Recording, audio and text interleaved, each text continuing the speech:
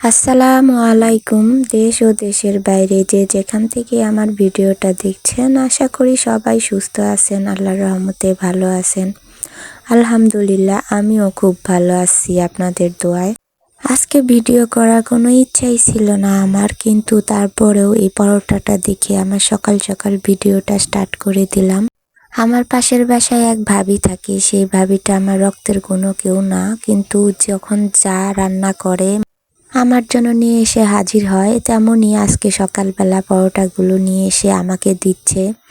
আমি বললাম, আমি ছোট বাচ্চা নাকি, আমাকে সব সময় এটা ওটা এনে দেন? তো বলল, না, আমার মন চাই তাই আপনাকে দেই। তো যাই হোক, সকালে নাস্তার পর আমি এই যে দুপুরের জন্য রান্না করতে চলে আসলাম।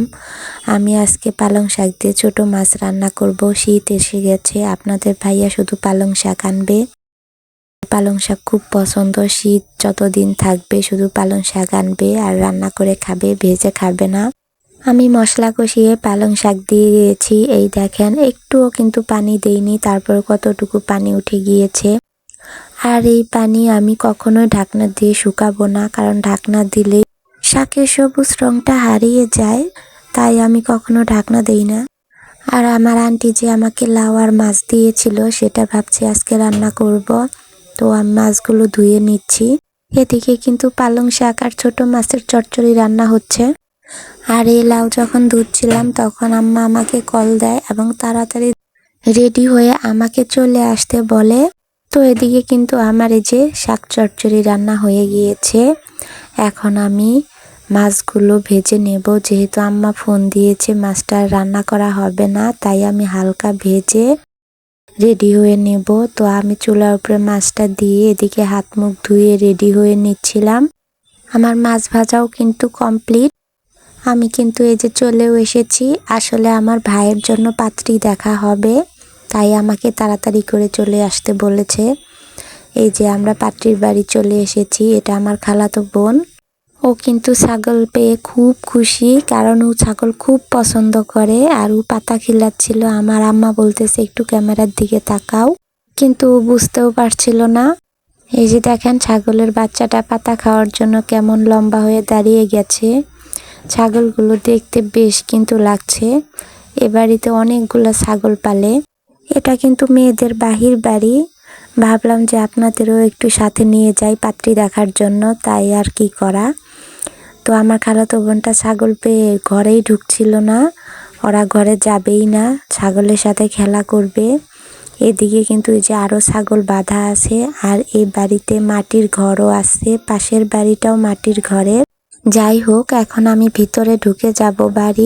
বাড়ির ভিতরে দেখব কি অবস্থা। পাত্রী তো আর আপনাদের দেখাতে পারবো না, কারণ কারো অনুমতি ছাড়া কোনো ভিডিও করা যাবে না। আসলে আমি যখন কথা বলি আমার কথাটা এরকম হয় না, কিন্তু রেকর্ডিং করার সময় কেমন যেন কথাগুলো আটকে ধরে। মনে মনে অনেক কথা গুছিয়ে রাখি বলার জন্য, কিন্তু যখন রেকর্ডিংটা চালু করি তখন আর কথাগুলো বলা হয়ে ওঠে না, সব কিছু এলোমেলো হয়ে যায়। এই দেখেন, পিচ্চিগুলো খোলা জায়গা পেয়ে কিরকম দৌড়াদৌড়ি লাফালাফি শুরু করে দিয়েছে। তো আমি এই যে বাড়ির ভিতরে চলে আসছি। এখানে গরু ছাগল সবই আছে।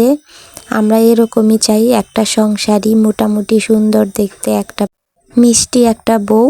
ঘরের ভিতর ঘটক সহ সবাই বসেছিল, আমিও গেলাম, গিয়ে বসে পড়লাম। আমরা কোনো আয়োজন করে পাত্রী দেখতে আসিনি, হুট করেই প্রোগ্রাম হয়ে গেছে, তাই আমাদের তেমন কোনো খাবার দেয়নি। দিয়েছে আপেল, কমলা, বিস্কুট, চানাচুর, নুডলস। আমরা নুডলসগুলোই খাচ্ছি। খেতে খেতে দেখলাম যে সেমাইয়ের আয়োজনও করেছে। এই যে পিচ্চি দুটো কিন্তু নুডলসগুলো দেখেন কেমন করে খাচ্ছে, 2 হাত দিয়ে মেখে মেখে খাচ্ছে। তো আমি বলছিলাম যে ভালো করে খাও। তো এদিকে কিন্তু সেমাইও নিয়ে এসেছে। আর আমি দুপুরে রান্না করার সময় হুটহাট বেরিয়ে এসেছি, আমার কিন্তু দুপুরে খাওয়া হয়নি, তাই কিন্তু নুডলস সেমাই দুটোটাই আমি পেট ভরে খেয়ে পানি খেয়ে নিলাম। আর এটাই কিন্তু আমার ভাইয়ের জন্য প্রথম পাত্রী দেখা। দেখা যাক কেমন হয়। আমার ভিডিওটির কোনো অংশ যদি আপনাদের একটুও ভালো লেগে থাকে, প্লিজ একটা লাইক করে দেবেন। আর অলরেডি যদি আপনারা দেখা শুরু করে থাকেন, তাহলে লাইক দিয়ে কন্টিনিউ করবেন। আর আপনাদের পাশে থাকার সুযোগ করে দেবেন ছোট্ট একটা সাবস্ক্রাইব করে। আমরা কিন্তু পাত্রী দেখে এখন চলে এসেছি। আমরা এখন বাড়িতে চলে যাচ্ছি। এই যে আঁকা বাঁকা বেটু পথ ধরে হেঁটে যাচ্ছি অটোর জন্যে। বাড়িতে এসে বিকালে কাজ সেরে আমার অসম্পূর্ণ রান্না করতে চলে এলাম। এখন মাগরিবের আজান পড়ে গিয়েছে, অন্ধকারও নেমে আসছে। আমি বসে বসে রান্না করছি আর আমার ওই ভাবিটা কিন্তু আমার পাশে বসে আছে। আমি একা একা রান্না করছি না, ও আমার সাথে বসে আছে আর গল্প করছে। কথায় আছে না, আপনের চেয়ে পর ভালো, পরের চেয়ে জঙ্গল ভালো। আমার ক্ষেত্রেও তাই ঘটেছে। এই ভাবিটাকে কখনো আমাকে মুখ ফুটে কিছু বলতে হয়নি। আমার কোনো পছন্দের খাবার রান্না করলে আমার জন্য নিয়ে এসে হাজির হয়। আমরা মেয়েরা কারো কাছ থেকে যদি একটু যত্ন কিংবা একটু ভালোবাসা পাই, সেটাকে অনেক কিছু মনে করি।